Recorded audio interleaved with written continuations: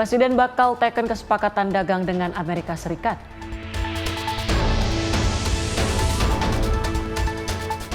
BPJS perkuat preventif lewat cek kesehatan gratis.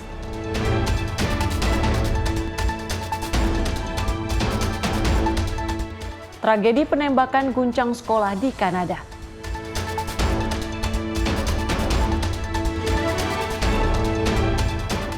Ditabrak korban, pelaku jambret ditangkap.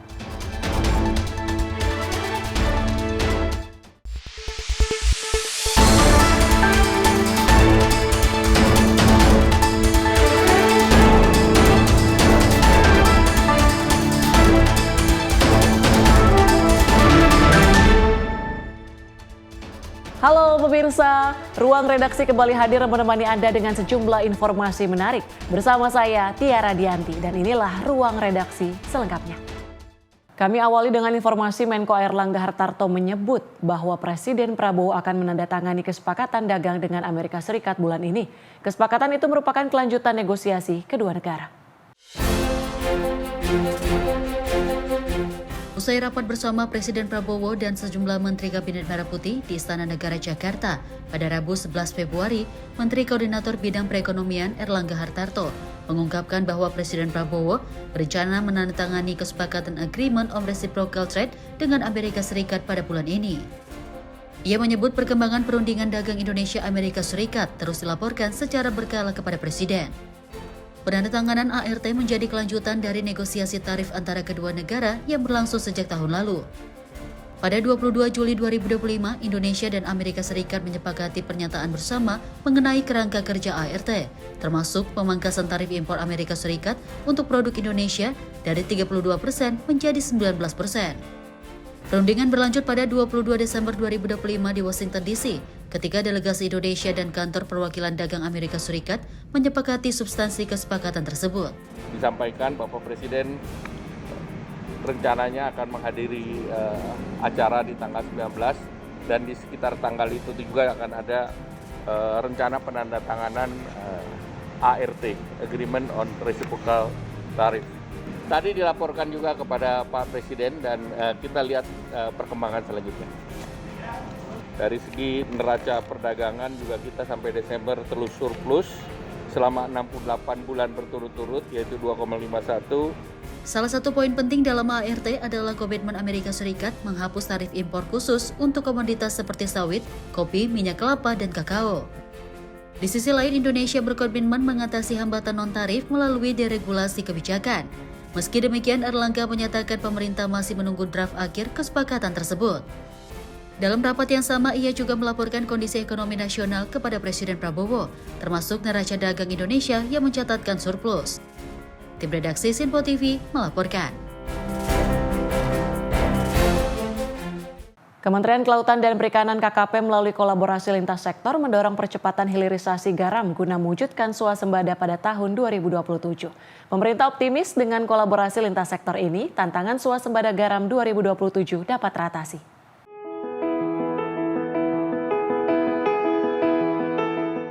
Forum yang diselenggarakan Kementerian KKP ini menghadirkan perwakilan dari BUMN, pelaku industri, serta asosiasi yang menekankan pentingnya kolaborasi lintas sektor untuk memperkuat rantai pasok garam nasional. Pemerintah mengakui hingga saat ini kebutuhan garam industri belum sepenuhnya dapat dipenuhi oleh produsen dalam negeri, baik dari sisi kualitas dan kuantitas. Menurut Direktur Sumber Daya Kelautan Ditjen Pengelolaan Kelautan KKP, Frista Yorhanita, saat ini pemerintah membuka ruang seluas-luasnya bagi investor, pelaku usaha, hingga pengembang teknologi yang diharapkan mampu mempercepat terwujudnya swasembada garam sekaligus meningkatkan daya saing.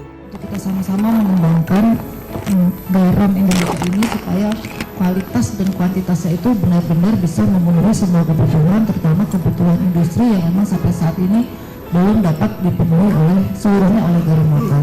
Nah, sehingga kami mau benar-benar mengajak semua pihak, terutama pelaku usaha ataupun siapapun untuk mulai mengembangkan teknologi-teknologi yang memang bisa mengatasi permasalahan-permasalahan yang ada dalam produksi garam selama ini. Melalui semangat kolaborasi Indonesia Incorporated, pemerintah optimis tantangan swasembada garam 2027 ini dapat diatasi dengan sinergi antara pemerintah, BUMN, industri, dan masyarakat. Selain itu, hilirisasi garam juga tidak hanya dapat memperkuat ketahanan industri nasional, tapi juga menjadi pilar menuju Indonesia yang lebih mandiri. Dari Jakarta, Anggita Haryono, Mutia Anggiani, Sinpo TV melaporkan. Dari Menkes RI Budi Gunadi Sadikin melakukan kunjungan kerja ke Kota Semarang, Jawa Tengah. CKG 2026 hadir dengan pendekatan baru dibandingkan pelaksanaan tahun sebelumnya. Menkes RI Budi Gunadi Sadikin meninjau pelaksanaan cek kesehatan gratis atau CKG di Puskesmas Pandanaran, Semarang pada Selasa, 10 Februari 2026. Peninjauan dilaksanakan untuk memastikan kesiapan layanan serta kelancaran alur pemeriksaan kesehatan bagi masyarakat. Kunjungan ini turut didampingi Gubernur Jawa Tengah Ahmad Lutfi, Kepala Dinas Kesehatan Provinsi Jawa Tengah Yunita Diah Sumina, serta Kepala Dinas Kesehatan Kota Semarang Abdul Hakam. Budi menjelaskan CKG 2026 hadir dengan pendekatan baru dibandingkan pelaksanaan tahun sebelumnya. Program ini tidak lagi berhenti pada tahap pemeriksaan, melainkan langsung menindaklanjuti hasil pemeriksaan yang tidak normal dengan pengobatan. Selain perubahan pendekatan, Budi menegaskan bahwa CKG kini wajib dijalani minimal 1 kali dalam setahun. Kewajiban tersebut terutama ditujukan bagi masyarakat dengan kondisi tekanan darah tinggi maupun kadar gula darah tinggi, agar pemantauan kesehatan dapat dilakukan secara berkelanjutan. Tidak hanya itu, pelaksanaan CKG juga diperluas. Pemeriksaan kesehatan gratis tidak lagi terbatas di puskesmas, tetapi dapat dilakukan di sekolah maupun di lingkungan kerja yang memiliki fasilitas klinik kesehatan. Ikuti program Bapak Presiden cek kesehatan gratis. Kalau ketahuan punya tekanan darah tinggi, punya gula darah tinggi, ingat kalian akan dapat obat gratis. Kalau darah tinggi, kita dapat obat amlodipin. Kalau misalnya gula tinggi, kita dapat obat metformin. Nah, kalau kita minum obatnya rajin, setiap hari nggak akan sakit-sakitan. Jadi bisa menikmati hasil kerja sekalian. Saya di sini sama Pak Gubernur Jawa Tengah, menyaksikan warganya yang melakukan cek kesehatan gratis, dan saya ingin pastikan begitu ketahuan hasilnya, langsung dapat obat. Dan jangan lupa cek kesehatan gratisnya itu harus setiap tahun sekali. Mau di puskesmas, mau di kantor, atau di tempat lain, yang penting cek kesehatan. Budi berharap dengan 3 fokus utama tersebut, derajat kesehatan masyarakat dapat terus terjaga melalui deteksi dini dan penanganan yang lebih cepat. Tim redaksi Sinpo TV melaporkan.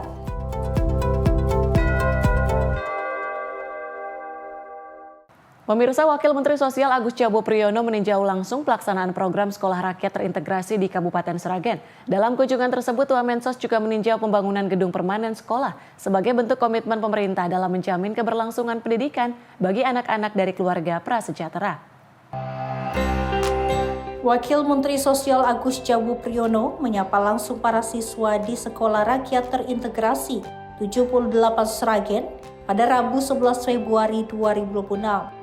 Dalam kunjungan tersebut, Wamensos menyampaikan bahwa program Sekolah Rakyat Terintegrasi merupakan bagian dari upaya pemerintah dalam memberikan akses pendidikan yang layak bagi anak-anak dari keluarga prasejahtera. Selain menyapa para siswa, Wamensos juga meninjau pembangunan gedung permanen sekolah yang berlokasi di Desa Kedawung. Pembangunan gedung tersebut diharapkan dapat menjadi fasilitas penunjang proses belajar mengajar yang lebih nyaman dan berkelanjutan. Program Sekolah Rakyat Terintegrasi diharapkan mampu menjadi salah satu solusi untuk meningkatkan kualitas sumber daya manusia serta memutus rantai kemiskinan melalui pendidikan. Pemerintah berharap program Sekolah Rakyat Terintegrasi dapat terus dikembangkan sehingga semakin banyak anak dari keluarga prasejahtera mendapatkan kesempatan pendidikan yang lebih baik. Tim redaksi Sinpo TV melaporkan. Kepala Staf TNI Angkatan Darat Jenderal Maruli Simanjuntak menyatakan TNI AD siap untuk memfasilitasi pendidikan komponen cadangan atau Komcat bagi 4.000 aparatur sipil negara. Menurut Maruli, TNI Angkatan Darat memiliki banyak fasilitas yang dapat digunakan untuk pelatihan komponen cadangan.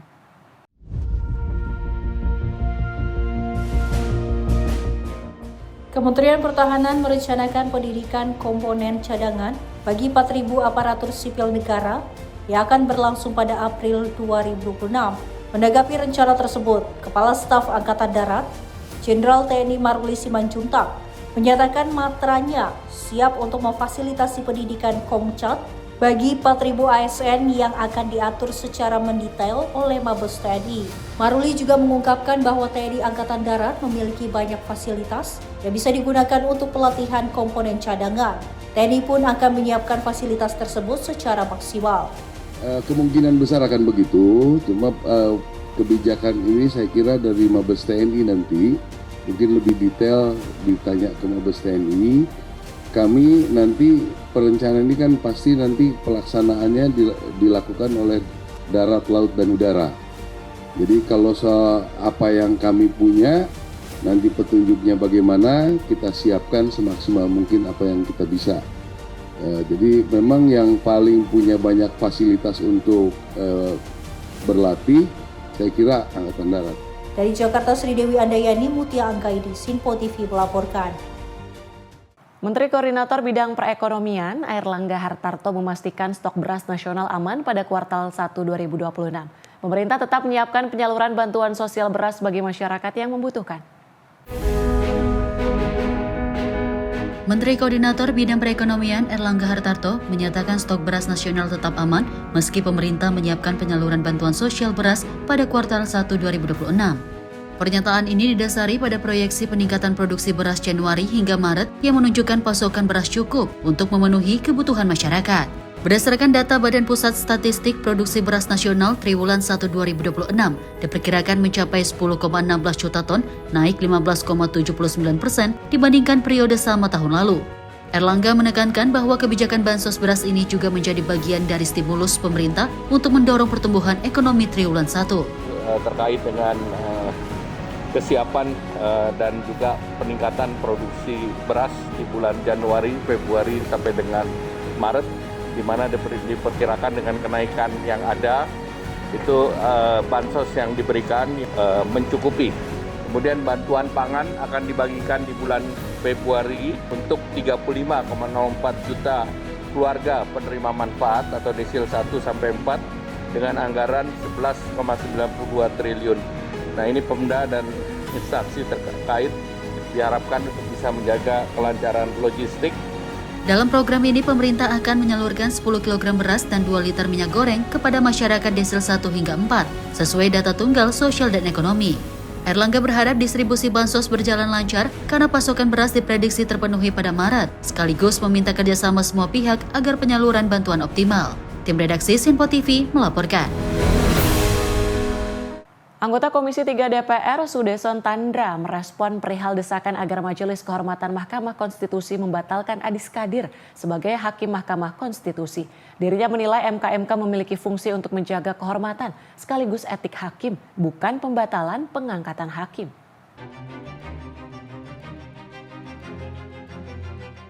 Anggota Komisi 3 DPR Sudeson Tandra menjelaskan bahwa Majelis Kehormatan Mahkamah Konstitusi tidak mempunyai wewenang dalam membatalkan status Hakim MK. Sudeson menyebut MK hanya bisa mengadili etik hakim setelah menjabat, bukan membatalkan pengangkatan yang telah sah melalui keputusan Presiden. Hal ini buntut adanya desakan sejumlah pihak yang meminta MK untuk membatalkan Adis Kadir sebagai Hakim MK. Dirinya menyebut penunjukan Adis Kadir telah melalui mekanisme peraturan perundang-undangan, terlebih telah memiliki rekam jejak dalam bidang hukum. Di dalam negara hukum kita, semua kan sudah tertata, ya, separation of power, masing-masing lembaga mempunyai kewenangan sendiri, kan? Nah, tugas dari DPR itu sudah melakukan fit and proper test, sudah menyerahkan Bapak Adis Kadir dan sudah dilantik oleh Presiden, maka kami minta agar Pak Adis Kadir itu silakan menjalankan tugasnya sebagai seorang negarawan, sebagai seorang hakim konstitusi. Nah, kalau tugas dari MK itu adalah menjaga supaya tidak terjadi pelanggaran etik dan menjaga keluhuran martabat hakim yang bersifat post factum.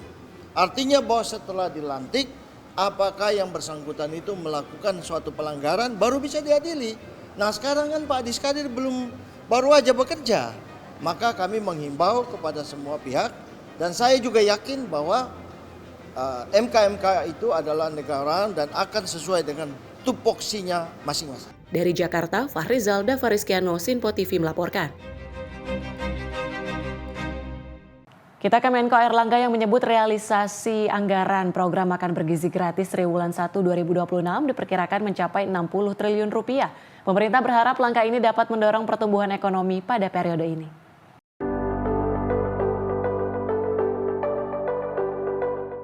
Dalam keterangan pers usai rapat terbatas bersama Presiden Prabowo Subianto di Istana Negara Jakarta pada Rabu 11 Februari, Menteri Koordinator Bidang Perekonomian Erlangga Hartarto menyampaikan realisasi anggaran program makan bergizi gratis hingga akhir triwulan 1 2026 diperkirakan mencapai 60 triliun rupiah.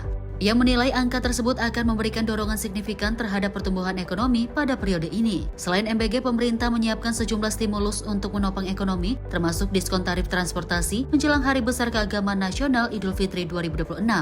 Diskon yang diberikan meliputi kereta api dan angkutan laut sebesar 30%, jasa penyeberangan hingga 100%, serta tiket pesawat sekitar 17 hingga 18%. Pemerintah juga akan menyalurkan bantuan pangan pada Februari 2026 kepada 35,04 juta keluarga penerima manfaat desil 1 hingga 4. Setiap keluarga akan menerima 10 kg beras dan 2 liter minyak goreng dengan total anggaran mencapai 11,92 triliun rupiah. Tadi dilaporkan juga MBG sampai dengan kuartal pertama diperkirakan akan ada anggaran realisasi sebanyak 60 triliun dan ini tentu juga akan mendorong stimulasi perekonomian. Estimasi anggarannya secara keseluruhan adalah 911,16 miliar, di mana APBN-nya 639,86 miliar dan non-APBN 271,5 miliar. Kemudian bantuan pangan akan dibagikan di bulan Februari, itu terdiri dari 10 kg beras dan 2 liter minyak goreng untuk 35,04 juta keluarga penerima manfaat atau desil 1 sampai 4 dengan anggaran 11,92 triliun. Nah, ini Pemda dan instansi terkait diharapkan untuk bisa menjaga kelancaran logistik. Tim redaksi Sinpo TV melaporkan. Pemirsa, anak-anak TK di pulau terluar Kabupaten Natuna lahap menyantap menu makan bergizi gratis. Program MBG menjangkau berbagai sekolah di wilayah terpencil untuk mendukung pemenuhan gizi anak.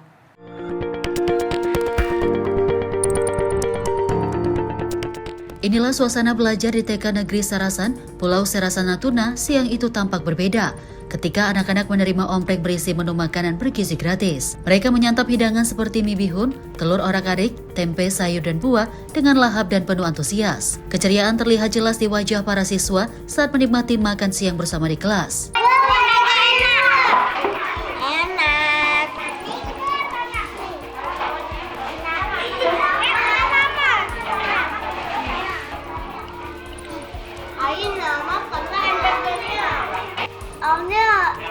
Ini enak sekali. Iya. Pulau Serasan merupakan wilayah terluar Kabupaten Natuna yang masuk kategori tertinggal, terdepan, dan terluar. Program MBG yang disalurkan Satuan Pelayanan Pemenuhan Gizi Kecamatan Serasan menjangkau sekolah-sekolah di wilayah tersebut, termasuk TK Negeri Sarasan yang menerima 65 porsi untuk siswa TKA dan TKB. Sementara dapur SPPG setempat mulai beroperasi sejak 5 Februari. Secara keseluruhan, SPPG Serasan memproduksi 1.013 porsi MBG setiap hari untuk jenjang PAUD hingga SMA di sejumlah sekolah di Pulau Serasan. Program ini disambut positif masyarakat karena membantu pemenuhan gizi anak dan meringankan beban orang tua, sekaligus menghadirkan pemerataan layanan hingga ke wilayah perbatasan. Tim redaksi Sinpo TV melaporkan. Kami akan kembali usai jeda, tetaplah bersama kami di Ruang Redaksi.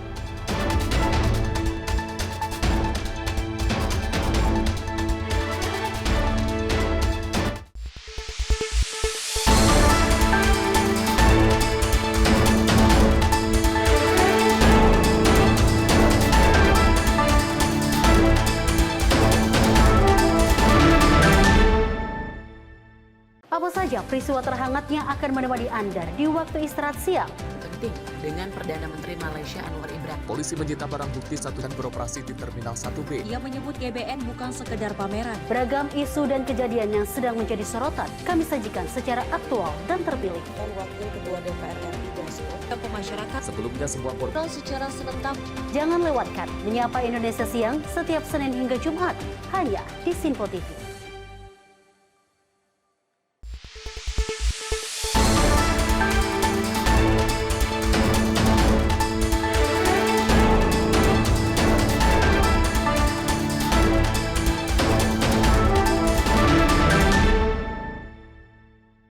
Anda kembali menyaksikan Ruang Redaksi. Pemirsa, Sekjen Partai Golkar Sarmuji mengungkapkan komitmennya untuk mendukung kembali Presiden Prabowo Subianto maju di kontestasi Pilpres 2029 mendatang. Namun perihal sosok calon wakil presiden pendamping Prabowo masih belum dibahas.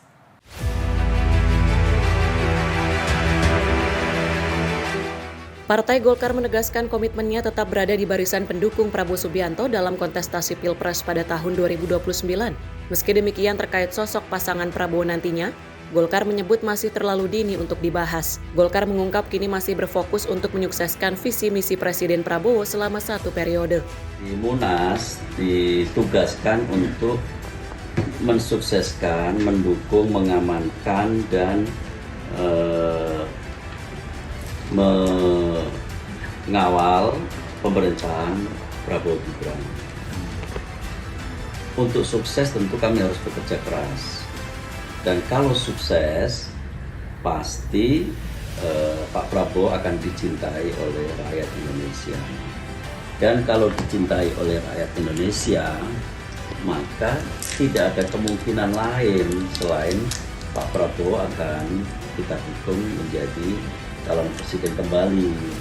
Tapi tahap ini kami memang berusaha keras agar Pak Prabowo dicintai oleh rakyat Indonesia dengan cara mensukseskan semua program-program. Masih jauh. Ya kalau Pak Prabowo, Mas Gibran sukses, lalu beliau mau gandengan tangan lagi atau seperti apa, ya akan kita pikirkan, perjuangkan secara maksimal. Tapi ya Pak Prabowo, kuncinya Pak Prabowo sebagai presiden harus sukses. Dan itu bagian tanggung jawab Golkar untuk mewujudkan kesuksesan Pak Prabowo dalam menjalankan visi dan misi. Dari Jakarta, Fahrizal Davareskiano, Sinpo TV melaporkan. Dari Menteri Agama Nasaruddin Umar menyerahkan bantuan rehabilitasi rumah ibadah senilai 50 juta kepada GPIB Immanuel Semarang atau Gereja Blenduk, Jawa Tengah. Bantuan ini sebagai bentuk tanggung jawab Kementerian Agama terhadap seluruh pemeluk agama tanpa membedakan mayoritas maupun minoritas. Menteri Agama Nasaruddin Umar menyerahkan bantuan rehabilitasi rumah ibadah sebesar 50 juta kepada GPIB Immanuel Semarang atau Gereja Blenduk. Bantuan ini menjadi bagian dari upaya memperkuat moderasi beragama serta merawat rumah ibadah sebagai ruang perjumpaan spiritual dan sosial masyarakat. Menang menegaskan rumah ibadah memiliki makna penting bagi kehidupan beragama di Indonesia dan menjadi titik pertemuan antara umat dan Tuhan sekaligus ruang pembinaan nilai kemanusiaan.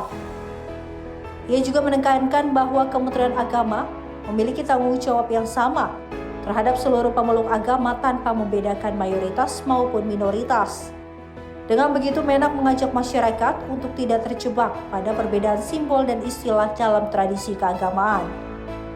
Saya datang di sini untuk menyatakan silaturahim sebagai sama-sama keluarga. Bagi saya, rumah ibadah itu meeting point, ya, tempat perjumpaan antara hamba dengan Tuhan. Karena itu kami datang ke sini seperti datang ke rumah sendiri. Bagi saya nggak ada orang lain. We are the same as humankind. Humanity is only one, there is no colors, ya kan. Kita itu satu sih semua. Mari kita menjadi contoh terhadap masyarakat bawah kita. Jangan mempertentangkan satu sama lain. Tim redaksi Sinpo TV melaporkan. Memasuki tahun kedua pelaksanaan program cek kesehatan gratis, Kementerian Kesehatan akan fokuskan program tersebut untuk para pekerja informal. Pengecekan kesehatan gratis bagi pekerja informal tersebut ditujukan untuk para nelayan, petani, pelaku usaha UMKM hingga pengemudi bus.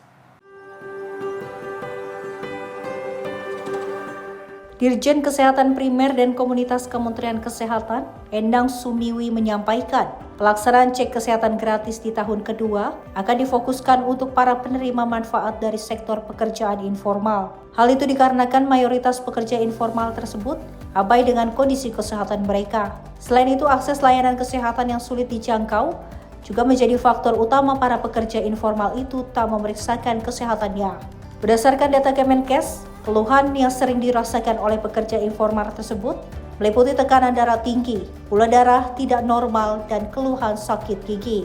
Oleh karena itu, dengan adanya program cek kesehatan gratis dari pemerintah ini, masyarakat diharapkan lebih peduli dengan kesehatan diri mereka, serta tak khawatir untuk memeriksakan keluhan penyakitnya lebih awal dan rutin setiap tahun. Jadi kita perluas di komunitas-komunitas yang biasanya tidak mengakses layanan kesehatan. Jadi termasuk di nelayan ini. Itu perbedaan kita untuk tahun kedua. Perbedaan yang kedua, ternyata evaluasi kita untuk yang di komunitas itu kadang-kadang sudah ketemu tekanan darahnya tinggi, ketemu gula darahnya tinggi, tapi dirujuk ke puskesmas untuk dapat obat. Ternyata banyak yang putus, sudah dirujuk nggak datang. Dari Jakarta, Sri Dewi Andayani, Azizul Hakim, Sinpo TV melaporkan. Toko perhiasan di salah satu pusat perbelanjaan di kawasan Senayan, Jakarta Pusat, Rabu sore disegel petugas kantor wilayah Direktorat Jenderal Bea dan Cukai Jakarta. Penyegelan dilakukan menyusul adanya dugaan barang-barang high value goods atau barang bernilai jual tinggi yang tidak dilengkapi dokumen pemberitahuan impor barang. Petugas kantor wilayah Direktorat Jenderal Bea Cukai Jakarta pada Rabu 11 Februari 2026 merazia toko perhiasan di salah satu pusat perbelanjaan yang ada di kawasan Senayan Tanah Abang, Jakarta Pusat. Razia digelar menyusul adanya dugaan barang-barang high value goods yang juga barang bernilai jual tinggi yang tidak dilengkapi dokumen pemberitahuan impor barang masuk ke Indonesia. Aktivitas jual beli perhiasan di toko ini seketika terhenti. Para pegawai diminta untuk mengemasi semua perhiasan untuk nantinya dibawa petugas untuk diperiksa. Kepala Seksi Penindakan 2 Bea Cukai dan juga Cukai Kanwil Jakarta, Siswa Krisyanto menjelaskan razia digelar demi menegakkan Undang-Undang Nomor 17 Tahun 2006 tentang kepabeanan terhadap barang impor yang juga tidak dilengkapi surat pemberitahuan masuk ke Indonesia.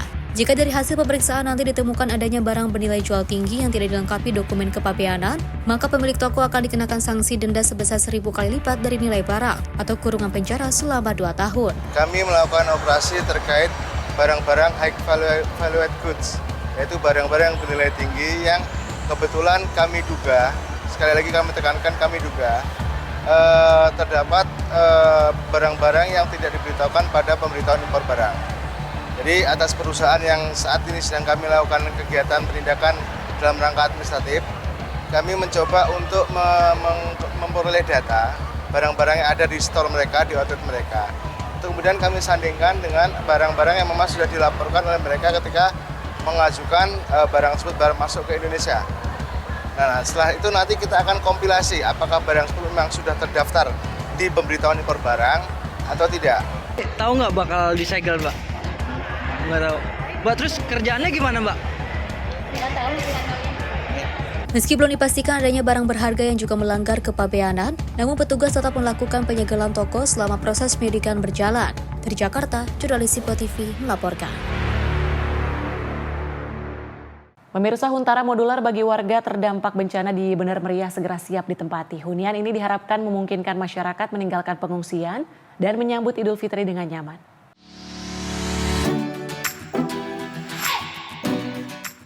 Pembangunan hunian sementara modular bagi warga terdampak bencana di Kabupaten Bener Meriah Aceh terus berjalan sesuai jadwal. Menteri Pekerjaan Umum Dodi Hanggodo mengatakan hunian ini diharapkan segera ditempati, sehingga masyarakat bisa meninggalkan pengungsian saat Ramadan dan menyambut Idul Fitri di tempat tinggal yang layak. Huntara dibangun di lahan 30.000 meter persegi, terdiri dari 19 blok dengan 228 modul hunian untuk 228 kepala keluarga, dengan menggunakan konstruksi modular baja prefabrikasi agar cepat selesai. Kawasan Huntara juga dilengkapi fasilitas pendukung seperti 114 unit shower dan kloset, hunian ramah difabel, area multifungsi, musola, serta sistem air bersih dan listrik yang terpadu. Pengolahan air kotor dilakukan melalui biotank untuk menjaga lingkungan tetap higienis. Dengan fasilitas lengkap ini, Huntara modular diharapkan memberi ruang hidup yang nyaman dan aman bagi warga terdampak bencana, sehingga mereka dapat melewati Ramadan dengan lebih baik dan menyambut Lebaran dengan bermartabat. Tim redaksi Sinpo TV melaporkan. Menteri Kelautan dan Perikanan Sakti Wahyu Trenggono meninjau langsung pelaksanaan cek kesehatan gratis untuk para nelayan di tempat pelelangan ikan Pelabuhan Muara Angke, Jakarta Utara. Menteri KKP pun meminta agar pengecekan kesehatan gratis ini dapat dilakukan di seluruh pelabuhan Indonesia, mengingat risiko pekerjaan nelayan yang begitu besar.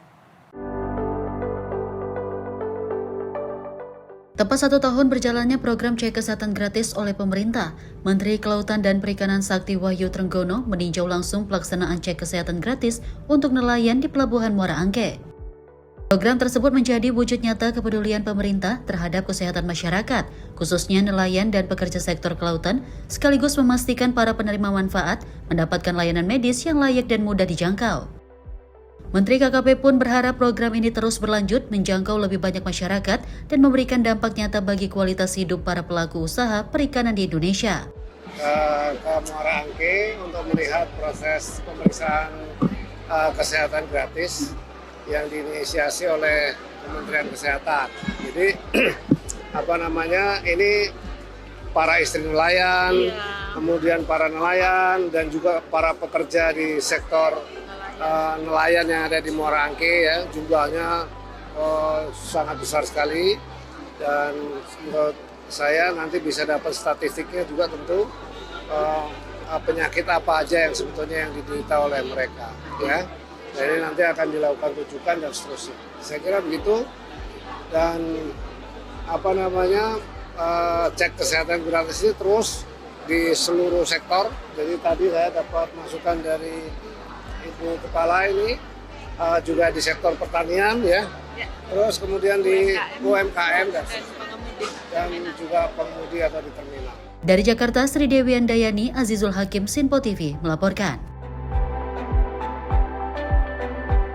Pemirsa, program cek kesehatan gratis digulirkan pemerintah untuk mencegah penyakit kronis dan menjaga keberlanjutan BPJS Kesehatan. Deteksi dini diharapkan turunkan risiko jantung, stroke, dan gagal ginjal, serta tingkatkan kepatuhan pengobatan.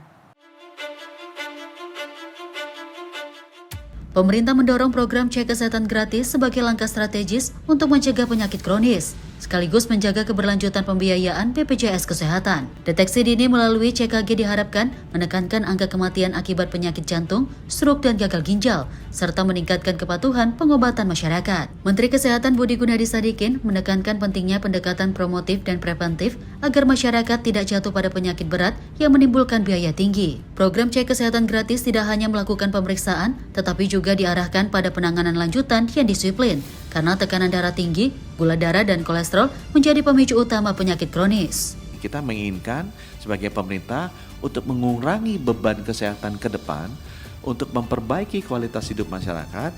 Kami, pemerintah dan BPJS harus lebih mendorong agar orang cek kesehatan gratis.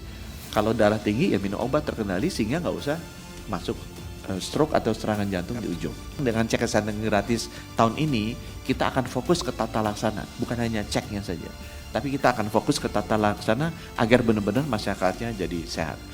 Supaya itu tadi, kita melihat kenaikan biaya yang sangat tinggi yang jadi beban BPJS di jantung, stroke, sama ginjal, itu kita bisa tekan, dan juga itu sekaligus memperbaiki kualitas hidup masyarakat melalui program promotif preventif CKG ini. Data Kementerian Kesehatan menunjukkan beban pembiayaan CKN terus meningkat dengan layanan lanjutan mendominasi 87% dari total biaya. Penyakit kronis menjadi pendorong utama seperti gagal ginjal yang melonjak 476,2% dan penyakit jantung naik 68,8%. Tren ini menegaskan pentingnya deteksi dini untuk mencegah penyakit kronis dan menekan biaya negara sekaligus menyelamatkan kualitas hidup masyarakat. Tim redaksi Sinpo TV melaporkan. Kita ke informasi lain, pemirsa, menjelang perayaan Imlek, kawasan pecinan Pancoran Glodok Taman Sari kini sudah mulai ramai dikunjungi warga masyarakat Tionghoa. Tak terkecuali para pedagang kaki lima dan parkir liar, kendaraan bermotor yang juga semakin menjamur. Banyaknya laporan atas keresahan warga yang terjebak kemacetan lalu lintas akibat maraknya parkir liar dan PKL, membuat petugas gabungan menggelar razia penertiban parkir liar dan PKL di lokasi.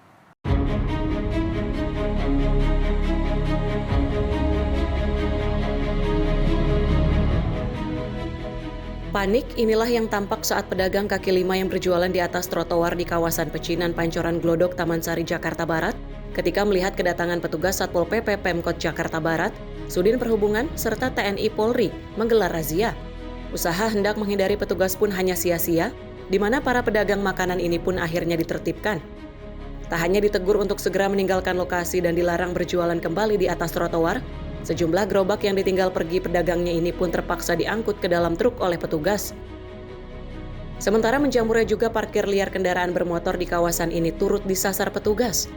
Puluhan sepeda motor yang terparkir di atas trotoar dan memakan bahu jalan tersebut pun harus dicabut pentil ban oleh petugas. Menjelang perayaan Imlek di kawasan pecinan Pancoran Glodok Taman Sari ini memang kerap ramai diserbu warga masyarakat Tionghoa untuk berbelanja pernak-pernik Imlek.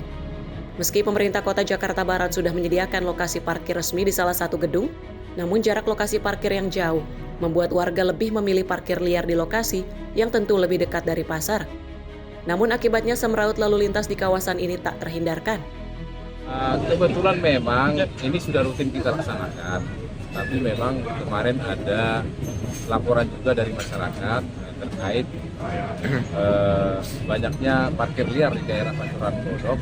Di bulan Imlek khususnya ini sangat ramai pengunjung. Jadi memang di samping pengunjung ramai sehingga parkiran juga banyak sekali. Ada juga juru parkir yang mengarahkan, tapi juga kembali lagi ya, masyarakat kita kan butuh yang praktis. Sebenarnya parkir ada di gedung-gedung sini, tapi dari gedung ini ke lokasi yang itu kan jauh, sehingga membutuhkan waktu. Jadi mungkin masyarakat kita lebih nyaman yang praktis. Selain demi mengatasi kemacetan yang kerap terjadi di kawasan ini, razia serupa akan terus digelar petugas demi mengembalikan fungsi trotoar bagi pejalan kaki. Bahkan sejumlah petugas gabungan akan pula ditempatkan di setiap sudut kawasan Pancoran Glodok Taman Sari. Dari Jakarta, jurnalis Info TV melaporkan. Juru bicara Kemlu RI Yovoni Mewengkang menegaskan partisipasi Indonesia di Dewan Perdamaian tidak menormalisasi hubungan politik negara manapun. Indonesia hadir untuk melindungi warga sipil dan mendorong perdamaian di Gaza, Palestina. Melalui video resmi pada 12 Februari 2026 di Jakarta, juru bicara Kementerian Luar Negeri Yvonne Mewengkang menegaskan bahwa partisipasi Indonesia dalam Dewan Perdamaian atau Board of Peace tidak berarti menormalisasi hubungan politik atau melegitimasi kebijakan negara manapun. Keikutsertaan Indonesia di Board of Peace didorong oleh mandat untuk melindungi warga negara, memberikan bantuan kemanusiaan, dan mendukung rekonstruksi Gaza di Palestina sesuai resolusi Dewan Keamanan PBB 2803. Indonesia menekankan pentingnya penghentian kekerasan terhadap warga sipil, mengecam pelanggaran hukum internasional termasuk hukum humaniter, serta mendorong akses bantuan kemanusiaan dan realisasi solusi dua negara. Kemlu RI menegaskan keikutsertaan negara manapun di Board of Peace tidak mengubah prinsip Indonesia yang tetap mengecam pelanggaran hukum internasional dan mendorong solusi dua negara. Kehadiran Indonesia di Board of Peace tidak dimaknai sebagai normalisasi hubungan politik dengan pihak manapun atau sebagai legitimasi terhadap kebijakan negara manapun. Keikutsertaan didasarkan pada mandat stabilisasi, perlindungan warga sipil, bantuan kemanusiaan, dan rekonstruksi Gaza di Palestina sesuai resolusi Dewan Keamanan PBB 2803. Keanggotaan negara manapun dalam Board of Peace tidak mengubah posisi prinsip tersebut. Di Board of Peace maupun di semua forum yang ada, Indonesia sejak awal menuntut penghentian kekerasan terhadap warga sipil, mengecam pelanggaran hukum internasional, termasuk hukum humaniter internasional yang terjadi di Gaza, akses bantuan kemanusiaan, serta realisasi solusi dua negara. Dalam konteks tersebut, Indonesia melihat pentingnya keterlibatan para pihak yang berkonflik sebagai bagian dari proses menuju perdamaian. Indonesia oleh karenanya akan memanfaatkan keanggotaan di Board of Peace untuk juga aktif mendorong keterlibatan otoritas Palestina dan memastikan seluruh proses tetap berorientasi pada kepentingan Palestina dan menghormati hak-hak dasar rakyat Palestina, serta mendorong terwujudnya solusi dua negara. Dalam konteks itu, Indonesia melihat kehadiran pihak yang berkonflik sebagai langkah penting menuju perdamaian. Keanggotaan di Board of Peace akan dimanfaatkan untuk mendorong keterlibatan aktif otoritas Palestina dan memastikan suara mereka terdengar dalam setiap proses perdamaian, sejalan dengan prinsip diplomasi Indonesia di forum internasional. Tim redaksi Info TV melaporkan. Pemirsa, sejumlah klub barongsai di Kota Bandung, Jawa Barat kebanjiran pentas tampil di momen perayaan Hari Raya Imlek mendatang. Setiap harinya bisa tampil 3 kali main barongsai, baik di pusat perbelanjaan, mal, dan di tempat wisata. Hal ini menjadi berkah bagi klub barongsai pada momen Hari Raya Imlek ini.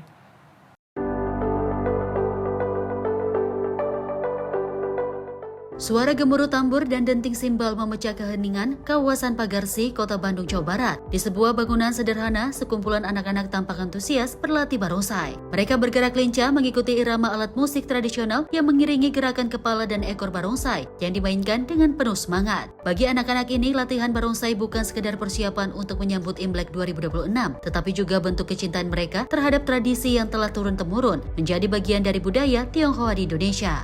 Mereka yang sedang berlatih barongsai adalah murid-murid dari Klub Barongsai Longwang Indonesia. Klub ini terdiri dari pemain berbagai usia, mulai dari anak kelas SD hingga remaja dan datang dari berbagai latar belakang. Tingginya antusiasme masyarakat untuk menyaksikan pertunjukan membuat Klub Barongsai ini kebanjiran order menjelang Imlek. Dalam beberapa hari ke depan hingga perayaan Imlek pada 17 Februari, mereka telah menerima belasan permintaan tampil. Kalau satu barongsai kan pemainnya itu 2 orang. Biasanya kalau kita dapat job itu jelang Imlek di tahun 2026 ini, persiapan kita yaitu dengan latihan yang rutin. Karena apa? Kita harus memberikan perform yang terbaik untuk yang memanggil kita. Jadi kita tidak akan untuk asal-asalan. Karena apa? Kita di sini menghibur masyarakat luas. Karena barongsai itu sekarang ditunggu oleh masyarakat. Sementara menurut salah seorang pemain barongsai, latihan ini memerlukan kekuatan fisik dan konsentrasi tinggi. Dirinya mengawali ketertarikannya dengan barongsai dari menyaksikan pertunjukan. Angkat ke kepala atau lagi nyapu. Itu kesulitannya kenapa itu? Karena harus pakai tenaga. Jadi harus nahan gitulah. Sudah biar makin apa sih namanya teh? Makin kuat lah apa kayak gitu dapat prestasi. Demi tampil sempurna, jadwal latihan semakin padat demi mempersiapkan para pemain menghadapi lonjakan penampilan. Rencananya pada perayaan Imlek mendatang, klub barongsai ini akan tampil 3 kali dalam 1 hari, baik di tempat wisata, mal maupun restoran. Dari Bandung, Jawa Barat, jurnalis Sinpo TV melaporkan. Kami akan kembali usai jeda, tetaplah bersama kami di Ruang Redaksi.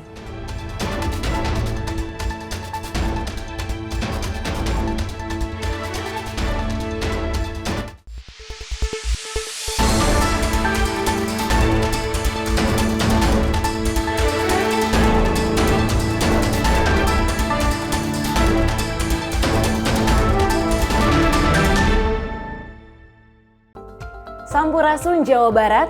Saat ini, siaran Sinpo TV telah hadir di Cirebon, Jawa Barat di channel digital 29 UHF. Segera scan ulang saluran digital televisi Anda untuk memastikan Sinpo TV tetap selalu ada di layar kaca Anda. Sinpo TV, referensi berita politik masa kini.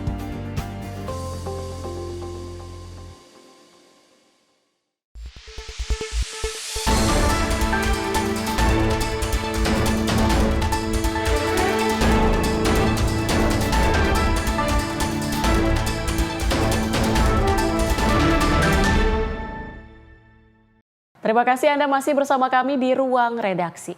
Pemirsa, Presiden terpilih Portugal Antonio José Seguro melakukan kunjungan resmi pertamanya ke Istana Kepresidenan di Lisbon. Seguro disambut oleh Presiden yang masih menjabat saat ini, Marcelo Rebelo de Sousa. Pertemuan ini menandai dimulainya proses transisi kepemimpinan setelah Seguro memenangkan putaran kedua pemilihan presiden.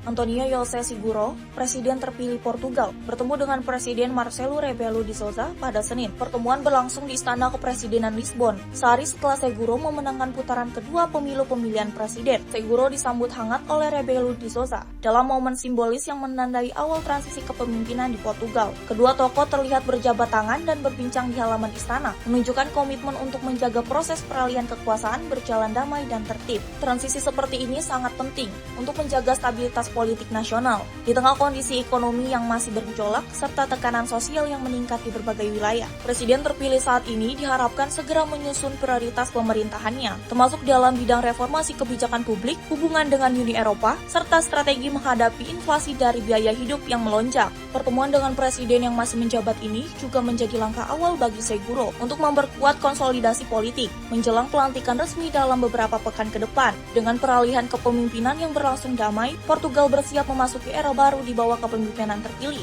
Antonio Yose Siguro. Tim redaksi Sinpo TV melaporkan.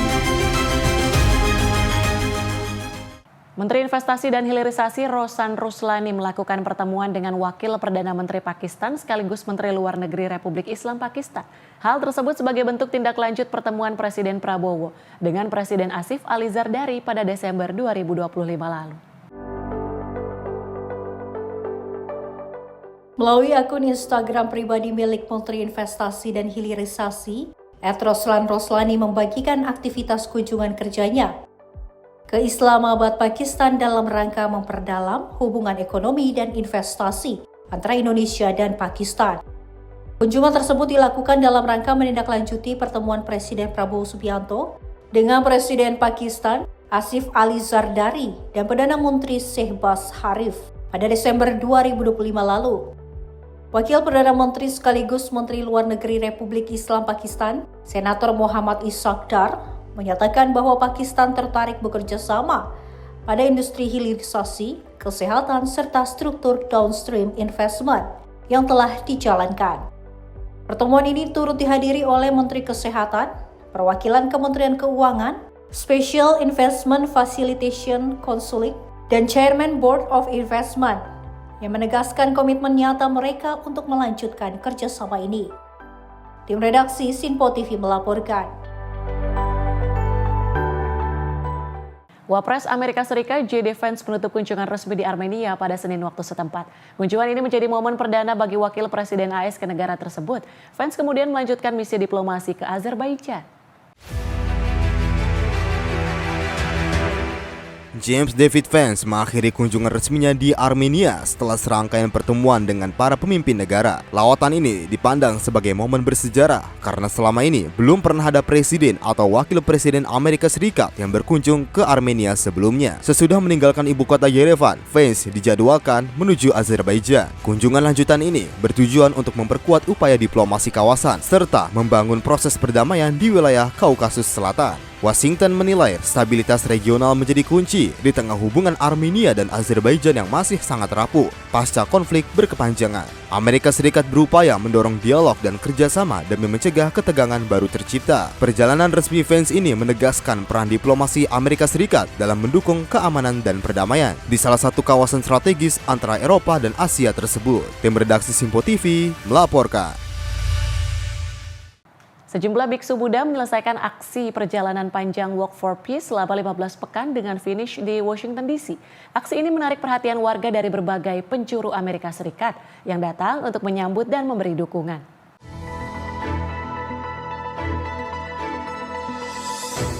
Aksi yang disebut Walk for Peace yang ditempuh para biksu Buddha selama 15 pekan akhirnya mencapai titik di Washington DC. Perjalanan ini menjadi simbol seruan perdamaian di tengah meningkatnya ketegangan dan konflik di berbagai belahan dunia. Menjelang kedatangan mereka di ibu kota, warga dari berbagai negara bagian datang untuk menyaksikan dan menyambut langsung. Banyak di antara mereka menyebut aksi perjalanan ini sebagai inspirasi untuk membangun harapan dan persatuan global. Para biksu menyampaikan pesan tentang belas kasih, toleransi, dan pentingnya hidup tanpa kekerasan. Mereka berharap langkah panjang ini dapat mendorong masyarakat untuk lebih mengutamakan dialog dan keharmonisan sesama. Berakhirnya perjalanan di Washington bukan hanya menandai selesainya sebuah aksi, tetapi juga menegaskan komitmen untuk terus menyebar semangat damai di tingkat nasional maupun global. Tim redaksi Sinpo TV melaporkan. Bangladesh akan menggelar pemilu nasional pertama pasca pemberontakan besar tahun lalu yang mengakhiri 15 tahun kekuasaan Perdana Menteri Sheikh Hasina. Pemungutan suara ini menjadi ujian penting bagi norma demokrasi, reformasi politik, serta perlindungan hak minoritas di negara berpopulasi 170 juta jiwa itu.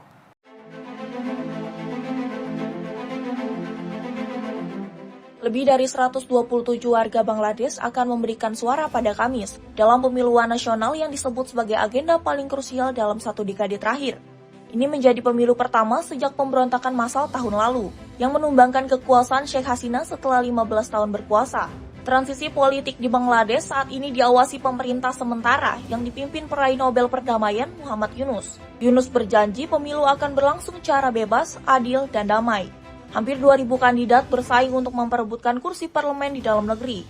Untuk pertama kalinya, warga Bangladesh di luar negeri juga dapat ikut memilih melalui sistem pos. Langkah ini diharapkan memperluas partisipasi politik di kalangan diaspora. Sekitar 500 pengamat internasional dari berbagai penjuru dunia akan memantau proses jalannya pemilu kali ini. Referendum reformasi politik turut digelar, termasuk usul batas masa jabatan Perdana Menteri dan penguatan pengawasan terhadap kekuatan eksekutif. Peta politik Bangladesh yang berubah secara drastis setelah Partai Liga Awami dilarang ikut pemilu. BNP kini menjadi unggulan teratas, namun tantangan datang dari koalisi Islamis. Di tengah kekhawatiran meningkatnya intimidasi terhadap minoritas, menjadi pemilu ini ujian besar bagi masa depan demokrasi Bangladesh. Tim redaksi Sinpo TV melaporkan. Pemirsa, Kenneth Walker ketiga mengukir malam tak terlupakan di final Super Bowl 2026. Running back tim Seattle Seahawks itu dinobatkan sebagai MVP setelah membawa tim yang menjadi juara dengan kemenangan atas New England Patriots. Kemenangan ini semakin istimewa karena untuk pertama kalinya ayah Walker hadir langsung menyaksikan putranya bermain di NFL.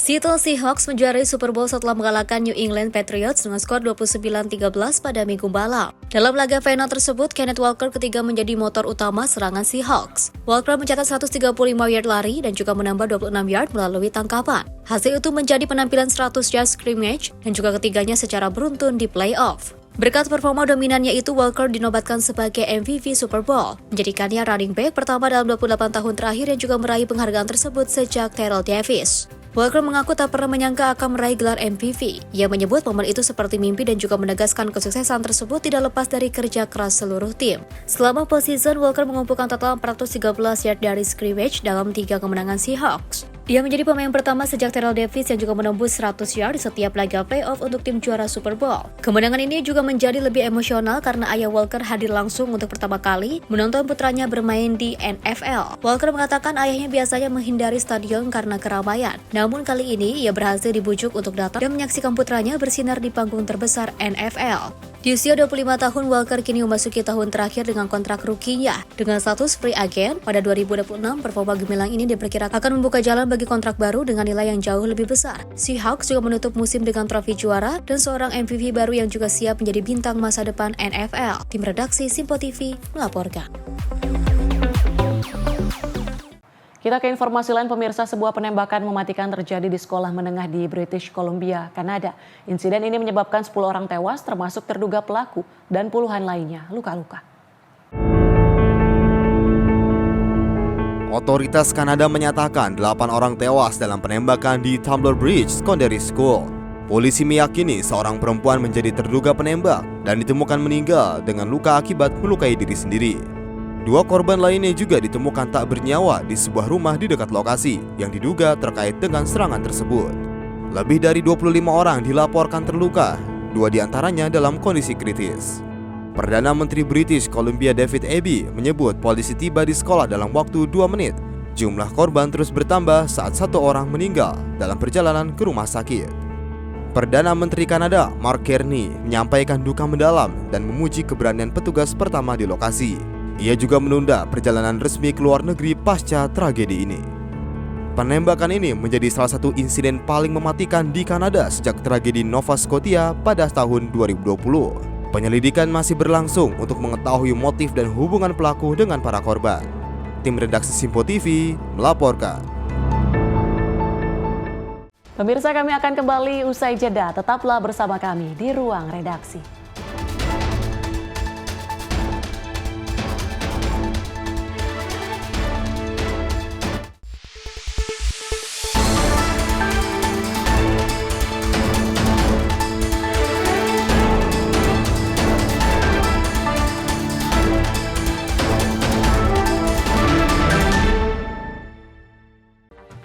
Rangkaian peristiwa penting kami hadirkan untuk menemani sore hari Anda. Regulasi penyiaran yang dinilai peringatan Bastille Day di Play, Tamuro menegaskan Pemprov DKI dalam keadaan selamat di atas. Mengabarkan berita yang relevan dengan kondisi hari ini sebagai rujukan informasi menjelang malam tiba. Yang menyelundupkan kokain yang Menteri Pertanian menyampaikan tindak pidana perampokan dan pembunuhan. Lakukan langkah pengawasan secara langsung. Jangan lewatkan dalam Menyapa Indonesia Petang setiap hari hanya di Sinpo TV.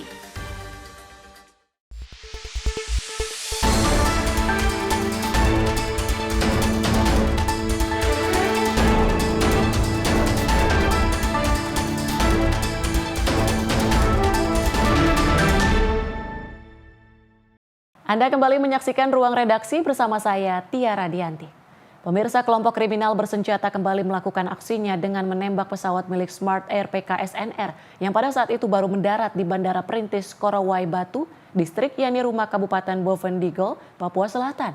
Dalam aksi itu, pilot dan co-pilot ditemukan tewas diduga ditembak KKB. Beginilah situasi ketika KKB usai menembak pesawat Smart Air yang baru saja mendarat di Bandara Korowai, Kabupaten Bovendigul pada Rabu siang. Pesawat tersebut diketahui terbang dari Tanah Merah ke Korowai, namun ketika sampai di Bandara Korowai, mereka langsung dikepung dan ditembaki oleh KKB. 12 penumpang yang ada dalam pesawat langsung berusaha menyelamatkan diri ke arah hutan. Sedangkan pilot dan kopilot Kapten Egon dan Kapten Baskoro diduga dieksekusi tepat di runway bandara. Kepala Operasi Satgas Damai Kartens Brigjen Pol Faizal Ramandani membenarkan kejadian tersebut, di mana aparat menerima laporan dari maskapai Smart Air bahwa CRU mereka diserang KKB di Korowai. Dapat informasi tadi siang bahwa dari salah satu maskapai terjadi penembakan di daerah Korowai di Kabupaten Bovendigul. Kita juga sudah mendapatkan informasi bahwa ada korban di sana. Dalam hal ini kita sedang konsolidasi untuk pasukan. Sore ini kita sudah terbangkan pasukan untuk ke Bovendigul. Harapannya tentunya kita bisa menilai situasinya, apakah kita bisa lakukan evakuasi besok dengan penilaian tentunya yang kita pastikan dengan data yang ada. Sampai saat ini memang situasi kita sudah berusaha untuk berhubungan dengan kondisi masyarakat di sana ataupun masyarakat yang bisa kita hubungi. Sementara sih situasi belum ada perkembangan lebih lanjut, tapi yang pasti terakhir kita tahu ada 2 korban tersebut. Langkah cepat langsung diambil aparat dengan memberangkatkan personil ke Kabupaten Bovendigul guna melakukan evakuasi korban dan pengamanan serta penindakan. Sementara situasi di Bandara Korowai saat ini masih terpantau kondusif. Masyarakat diminta untuk berhati-hati dengan pergerakan KKB yang saat ini masih berada di sekitar lokasi. Rifando Nai, Jayapura, Papua, Simpo TV melaporkan. Terpergok saat beraksi, 1 dari 2 maling motor nyaris babak belur dihajar warga di Kecamatan Jayanti, Kabupaten Tangerang, Banten, Rabu siang. Pelaku yang sempat berontak saat ditangkap membuat warga geram dan akhirnya mengikat pelaku di tiang lampu sambil menunggu polisi datang ke lokasi.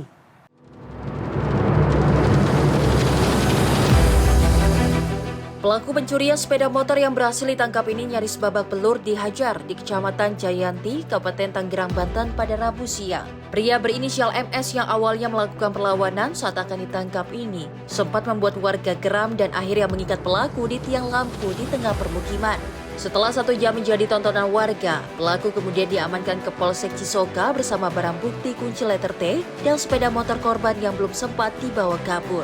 Pada Rabu sore, Kapolsek Cisoka mengungkapkan sebelumnya pelaku dengan satu temannya berinisial RR mencoba mencuri sepeda motor milik warga di sebuah rumah kontrakan. Namun saat akan mengeluarkan sepeda motor curiannya dari dalam kontrakan, kerabat pemilik motor memergoki dan langsung berteriak meminta pertolongan warga. Satu pelaku berhasil kabur menggunakan sepeda motor, sementara satu pelaku berinisial MS ini berhasil ditangkap setelah sebelumnya sempat mengancam warga.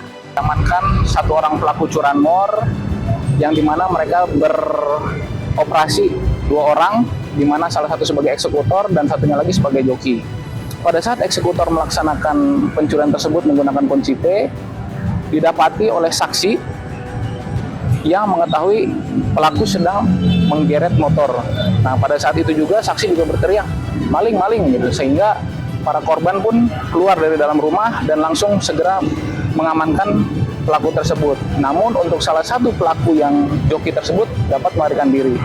Nah, setelah terjadinya ketahuannya pelaku tersebut, langsunglah pelaku diamankan oleh warga dan langsung dilaporkan kepada Polsek Cisoka, langsung diamankan ke Makopolsek.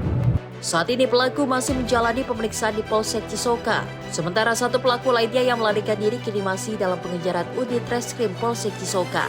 Ucai Pelatu Mairisa, Simpo TV melaporkan.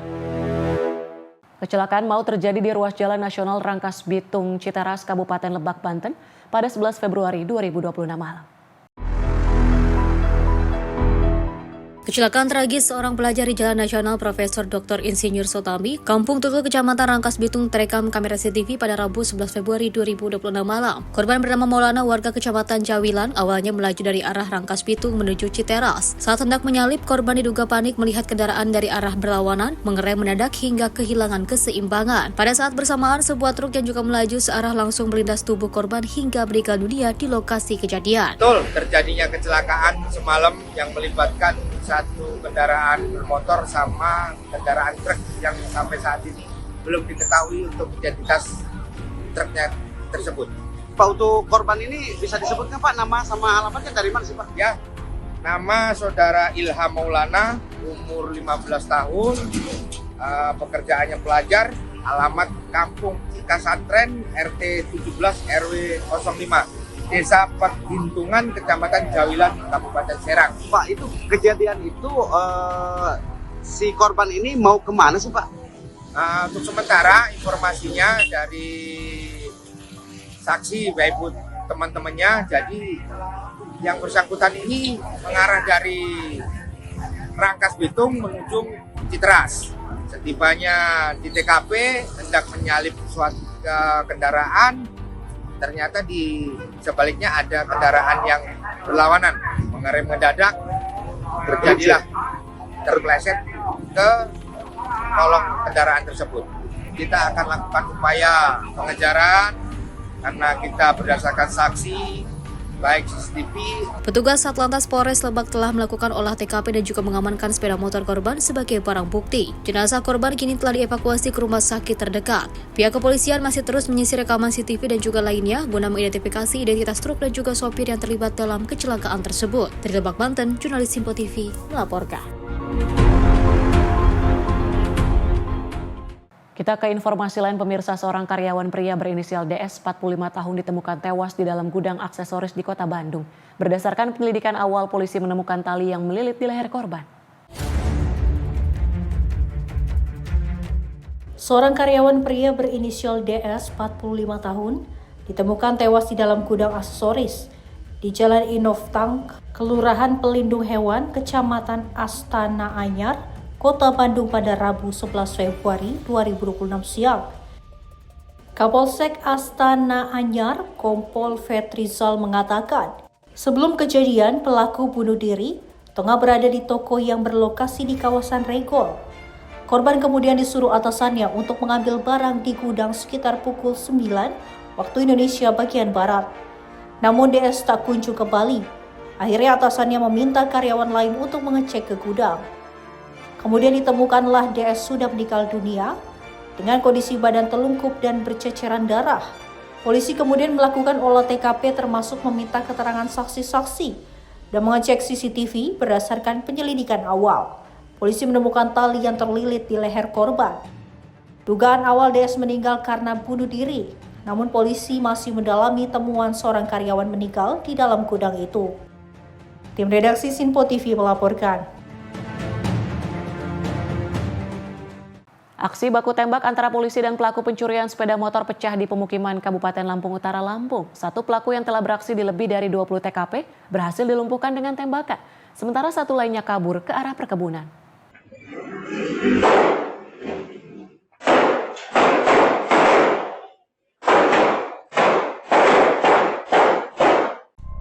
Video CCTV ini merekam jelas suara baku tembak antara tim TKP 328 Polres Lampung Utara dengan komplotan pelaku curanmor di Kelurahan Kepala 7 Kecamatan Kota Bumi Selatan pada Senin 9 Februari 2026. Salah satu pelaku, Johnny Edward 34 tahun, melakukan perlawanan dengan melepaskan tembakan ke arah petugas dan pintu mobil hingga tembus. Saat itu tim TKP langsung memberikan tindakan tegas, terukur dan juga melumpuhkan kedua kaki pelaku Johnny. Sementara satu pelaku lainnya melarikan diri ke arah perkebunan dan masih dalam pengejaran. Dari hasil pemeriksaan, pelaku yang sudah residivis 3 kali kasus pencurian ini ternyata telah beraksi di lebih dari 20 tempat kejadian perkara di Lampung Utara sejak 2024. Sementara dalam penangkapan itu, polisi turut mengamankan barang bukti berupa satu pucuk senjata api rakitan jenis revolver beserta amunisi dan juga satu unit sepeda motor. Jadi bermula adanya laporan informasi dari masyarakat adanya 2 orang pemuda yang dicurigai mengendarai sepeda motor. Jadi pada saat itu seperti dia skate lokasi yang akan dilakukan aksinya, Kemudian dari tim Resmob TK 308 Polres Lampung Utara langsung menuju ke TKP yang dimaksud. Sesampai di TKP terjadi aksi baku tembak. Jadi pelaku melihat ada anggota di sana langsung melakukan perlawanan. Dan dengan adanya perlawanan tersebut, petugas juga melakukan tembakan balasan yang tegas terukur sehingga pelaku dapat dilumpuhkan. Namun satu pelaku masih dalam pengejaran oleh Satreskrim Polres Lampung Utara. Pelaku ini sempat menembak, Dan? Sempat menembak mengenai mobil yang dikendarai oleh tim Resmob Polres Lampung.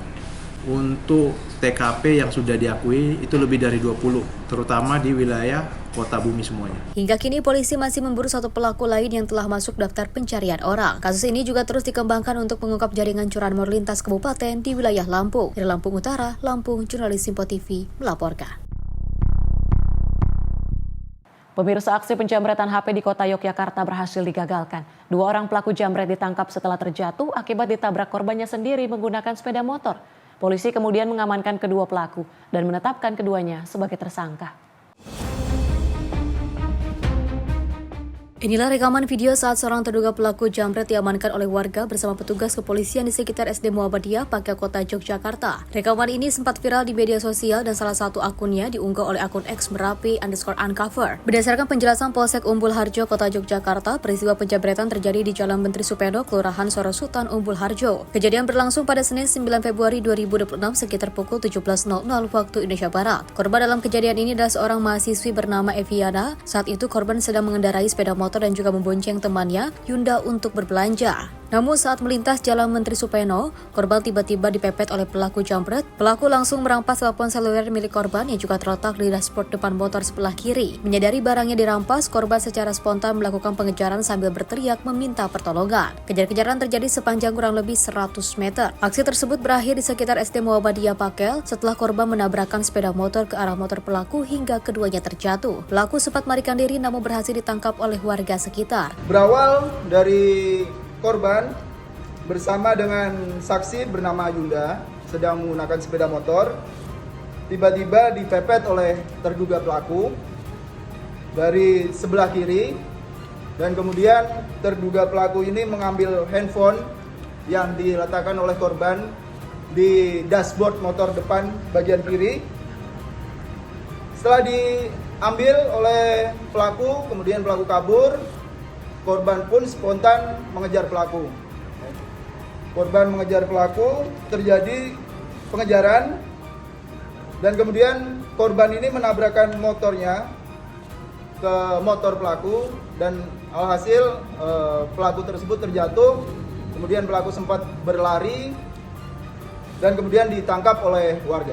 Polisi kini telah mengamankan pelaku beserta barang bukti kejahatan. Pelaku resmi ditetapkan sebagai tersangka dan dijerat dengan pasal 476 KUHP, Undang-Undang Nomor 1 Tahun 2023, dengan ancaman hukuman penjara maksimal 5 tahun dan denda hingga 500 juta rupiah. Hasil penyelidikan polisi mengungkap pelaku berinisial WY alias Koko alias Siheng merupakan seorang residivis kasus penganiayaan yang baru saja bebas pada Januari 2026. Saat melancarkan aksi jamret, pelaku menggunakan sepeda motor hasil pencurian yang sebelumnya terjadi di wilayah Banguntapan, Kabupaten Bantul. Dari Jakarta, jurnalis Simpo TV melaporkan. Komplotan pelaku pengoplos gas LPG 3 kg bersubsidi ke dalam tabung gas LPG 12 dan 5,5 kg ditangkap Direktorat Reserse Kriminal khusus Polda Jawa Barat. Atas perbuatannya, pelaku merugikan negara hingga 2,8 miliar rupiah. Direktorat Reserse Kriminal Khusus Polda Jawa Barat berhasil membongkar praktik pengoplosan gas melon LPG 3 kg yang dilakukan 2 orang pelaku berinisial AS dan juga AJ di gudang di kawasan Cikalong, Kecamatan Cimaung, Kabupaten Bandung, Jawa Barat. Kedua diduga mengoplos tabung gas non-subsidi ukuran 12 dan 5,5 kg dengan menyuntikkan isi dari gas melon 3 kg bersubsidi. Kepada petugas, komplotan ini mengaku sudah menjalankan praktik pengoplosan gas selama kurang lebih 1 tahun dan sudah mendapatkan keuntungan pribadi hingga sebesar 1,6 miliar rupiah serta membuat negara alami kerugian hingga sebesar 2,8 miliar rupiah. Berdasarkan hasil pemeriksaan petugas, pelaku AS yang juga menjadi pemilik gudang tersebut ternyata juga mengolah sebanyak 6 pangkalan tabung gas LPG yang bersubsidi dengan total tabung dari ke-6 pangkalan tersebut sebanyak 10.800 tabung dan seperempat diantaranya digunakan sebagai bahan untuk mengoplos gas non-subsidi. Menemukan ada seorang tersangka dengan inisial AJ tertangkap tangan sedang memindahkan LPG dari tabung 3 kilo bersubsidi ke dalam tabung LPG ukuran 12 kilo dan 5,5 kilo dengan cara menyuntik menggunakan regulator. Sebagaimana tadi kita dapat disaksikan bahwa ini adalah praktek penyuntikan yang dilakukan dengan menggunakan regulator yang sudah dimodifikasi valve-nya menggunakan kuningan, kemudian setelah itu menempelkan es batu mendinginkan tabung LPG, dan kemudian termasuk juga itu dipindahkan, ada yang ke tabung 12 kilo sehingga itu dibutuhkan 4 tabung 3 kilo bersubsidi, sedangkan juga ada yang dipindahkan ke tabung 5,5 kilo sehingga membutuhkan 2 tabung LPG yang bersubsidi atau tabung melon. Guna mempertanggungjawabkan perbuatannya, para pelaku dijerat dengan Undang-Undang Penyalahgunaan Migas dengan ancaman 6 tahun penjara dan denda sebesar 60 miliar rupiah junto pasal perlindungan konsumen dengan ancaman penjara 5 tahun dan juga denda 2 miliar rupiah. Dari Bandung, Jawa Barat, jurnalis Simpo TV melaporkan. Pemirsa, kebakaran melanda rumah di Jalan Sawah Belimbing, Kelurahan Padang Besi, Kecamatan Lubuk Kilangan, Kota Padang pada 10 Februari 2026 pagi. Akibat kebakaran ini, seorang warga mengalami luka bakar dan kerugian ditaksir mencapai ratusan juta rupiah.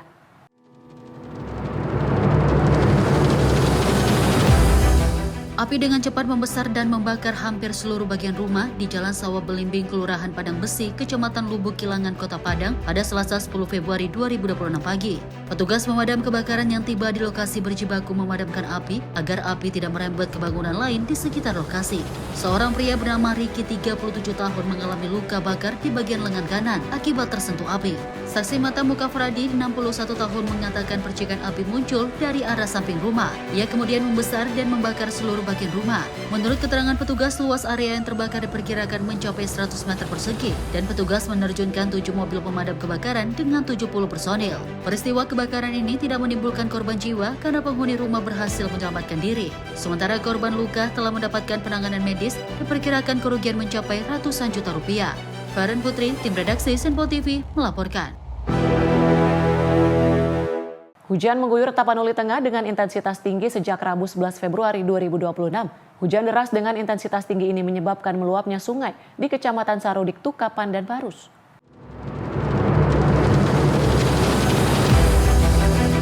Tapanuli Tengah, hujan dengan intensitas tinggi mengguyur Kabupaten Tapanuli Tengah sejak Rabu 11 Februari 2026. Pada penanggulangan bencana daerah, Kabupaten Tapanuli Tengah melaporkan banjir terjadi di 4 kecamatan dan 9 desa kelurahan. Banjir dilaporkan mulai terjadi sekitar pukul 16 waktu Indonesia bagian Barat akibat meluapnya sungai di Kecamatan Sarudik, Tukapan, dan Barus hingga pukul 19:55 waktu Indonesia bagian Barat. Genangan air masih merendam sejumlah permukiman warga dengan ketinggian bervariasi antara 50 cm hingga 1 meter. Di Kecamatan Sarudik, banjir merendam lingkungan 2 kelurahan Pasir Bidang dengan ketinggian air sekitar 50 cm. Serta lingkungan 8 kelurahan Sarudik dengan ketinggian air mencapai 1 meter. Banjir juga terjadi di Kelurahan Pondok Batu. Sementara itu di Kelurahan Lubuk Tuko, Kecamatan Pandang, genangan air setinggi 1 meter mengakibatkan sebagian warga membutuhkan proses evakuasi. Banjir juga memasuki permukiman warga di Kelurahan Utana Bolon, Unalumban, dan Pasar Tukak, Kecamatan Tukak. BPBD Kabupaten Tapanuli Tengah memastikan hingga saat ini tidak terdapat laporan korban jiwa maupun luka-luka akibat kejadian tersebut. Namun sejumlah rumah warga terdampak banjir. Meski demikian, belum terdapat laporan warga yang mengungsi.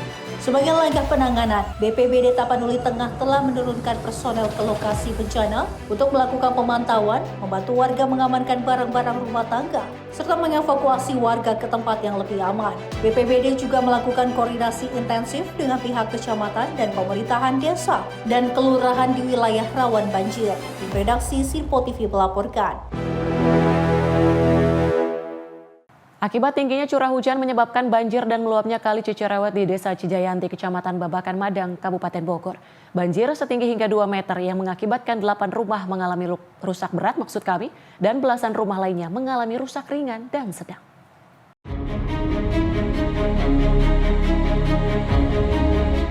Inilah visual terjadinya banjir yang mencapai 2 meter yang berada di Kampung Cicerewet, Desa Cijayanti, Kecamatan Babakan Madang, Kabupaten Bogor, yang disebabkan tingginya curah hujan yang terjadi sejak Rabu sore, serta meluapnya kali Cicerewet dan jebolnya tanggul yang ada. Pasca terjadinya banjir hingga Rabu malam, petugas gabungan dari BPBD, Damkar, Polsek, serta kecamatan setempat terus berjibaku membersihkan material lumpur di rumah warga yang terdampak. Kalau yang terdampak rusak berat, sekitar 8 rumah yang terdampak akibat banjir tersebut yang menyebabkan rusaknya rumah tersebut. Meluapnya air yang ada di Kali Cicerewet di Cijayanti sehingga menyebabkan banjir yang mencapai sekitar ketinggian 2 meter. Tanggul di Kampung Cijayanti ini sendiri ada beberapa yang sudah terjadi kerusakan, jebol di daerah kampung sini tepatnya di sebelah sisi kanan dekat perumahan di kampungnya. Yang diungsikan rencananya akan dilakukan pengungsian terutama yang 8 rumah yang terdampak tadi diupayakan oleh pemerintah daerah, sementara akan dikontrakan terlebih dahulu.